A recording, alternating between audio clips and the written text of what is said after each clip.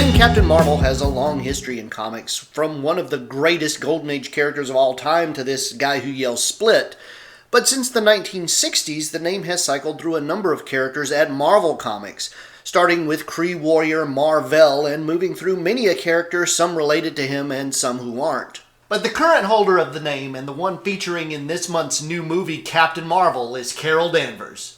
Carol herself has been around as long as the name Captain Marvel has been in Marvel's hands. Her first appearance was Marvel Superheroes number 13, the issue after Mar-Vell's own premiere, where she was a security officer at a U.S. Air Force base and the alien Captain Marvel's first human friend. In the 70s, she gave up her military career to become a magazine writer, but at the same time became the heroine Ms. Marvel, simultaneously courting the women's lib movement of the era while still appealing to the male gaze. It seemed, for a long time, Marvel just didn't know what to do with Carol, though.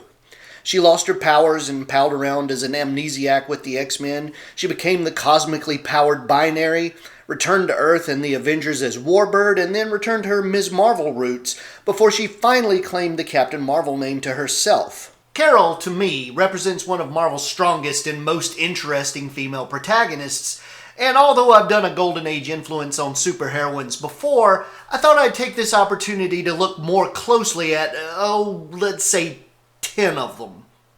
Now, this isn't a top 10 list. I'm not saying these are the 10 best Golden Age heroines. They're just 10 characters I feel like talking about. I am still using the countdown format, though, because it's fun. Like a crash of thunder from the sky comes Wonder Woman to save the world from the hatreds and wars of men in a man-made world. Introduced in All-Star Comics number 8 before settling into her own feature in Sensation Comics, Wonder Woman is far and away the most important superheroine to come out of the Golden Age. Sent from the Amazon-populated Paradise Island to the world of men to serve as an example and put an end to conflict, she was created by William Moulton Marston under the pen name Charles Moulton. Golden Age Wonder Woman was weird, y'all. And I'm not talking about the bondage and spanking and, to quote Marston himself, loving submission. I'm talking about the space-traveling kangaroos and flying pigs and purple healing rays and flocks of birds in the astral plane, and the fact that shooting each other with live ammunition is a game Amazons play. Under Marston's pen, the Wonder Woman strip seemed like a very surreal dreamscape dreamed by a man with very particular fetishes. Regardless of that, Marston very much intended to create a strong role model for young girls, something Marston felt was very much needed in the climate of his day. And to that end, he created the longest-lasting and most influential Superwoman of all time. As much as I like spotlighting the lesser-known and genuinely obscure characters around here, this list would have been incomplete without her. Gosh, who are you? I'm Atama, the historian, and I knew you'd be here because you wrote it in your memoirs when you finally returned to your era. Now here's a one-story wonder making her only appearance in Harvey's Joe Palooka Comics number 15.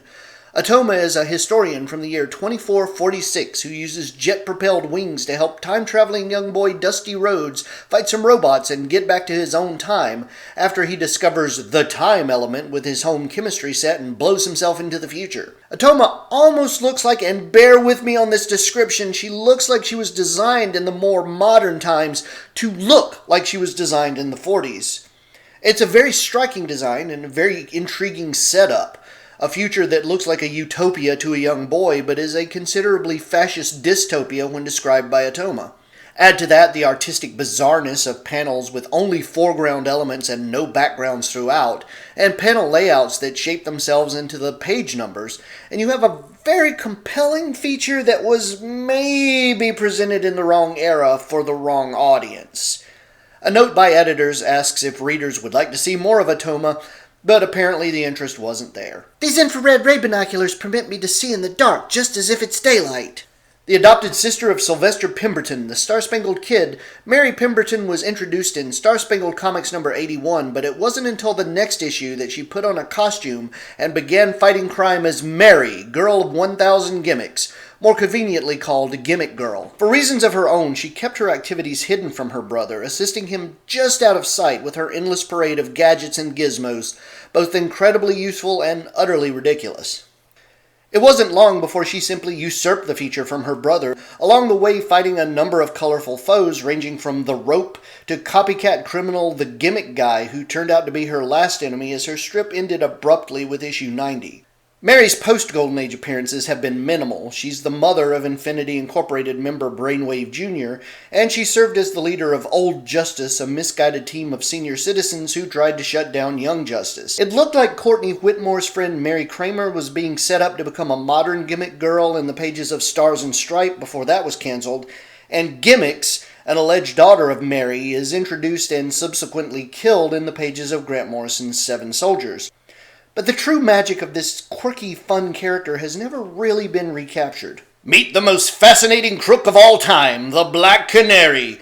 Though an enraged underworld would have given a fortune for her identity, nobody knew who she was. Nobody but Johnny Thunder. Okay, I swear this is the last DC character, but come on. Introduced in Flash Comics number 86 in the comedic adventure strip Johnny Thunder, Black Canary appears to be a criminal at first, but is actually infiltrating a gang to take it down from the inside. After being aided by Johnny, she becomes a supporting character in his feature for a while before she completely takes it over by issue 92.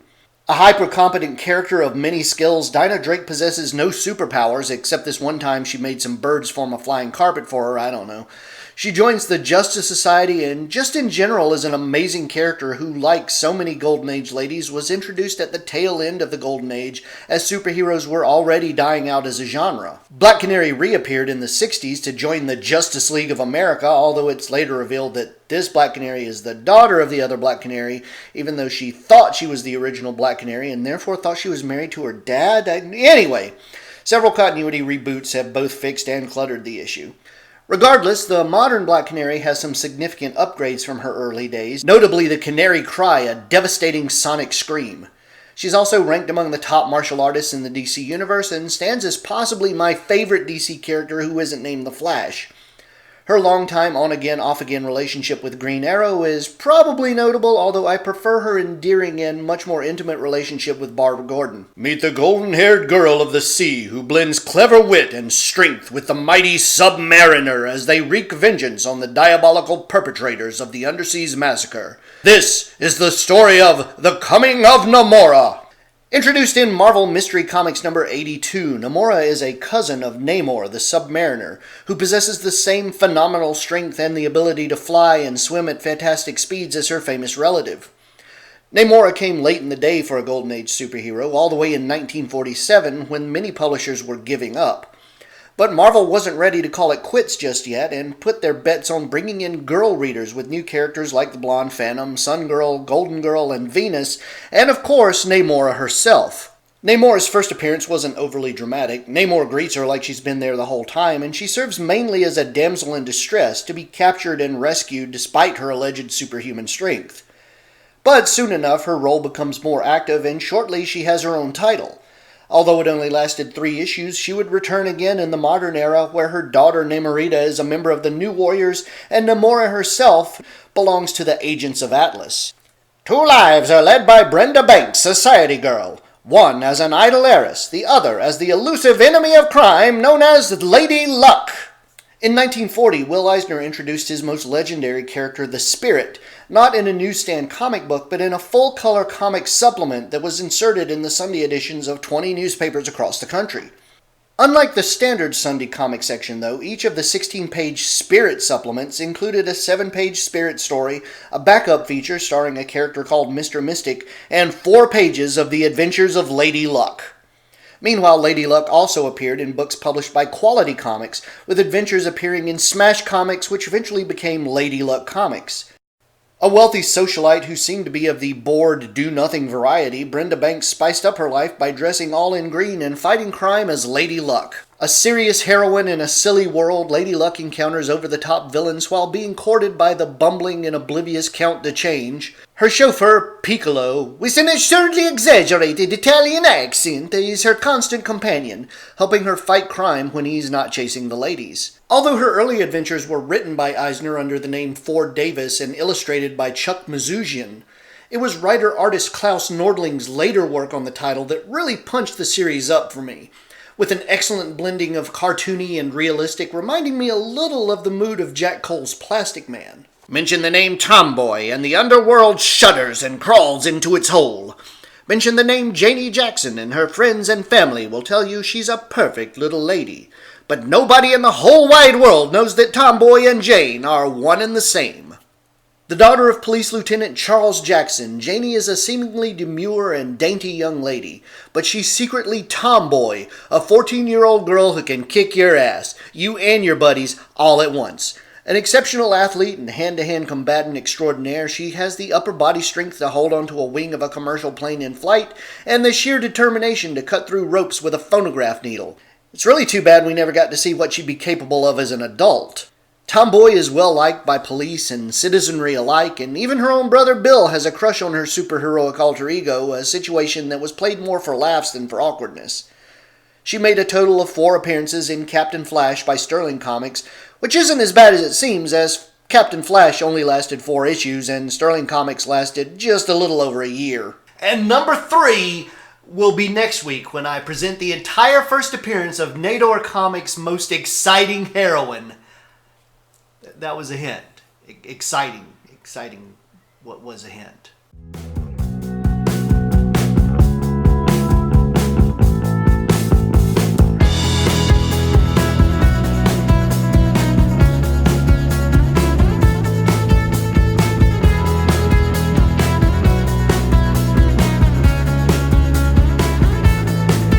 I hope this whole Captain Marvel thing works out better for me than it did for the last guy.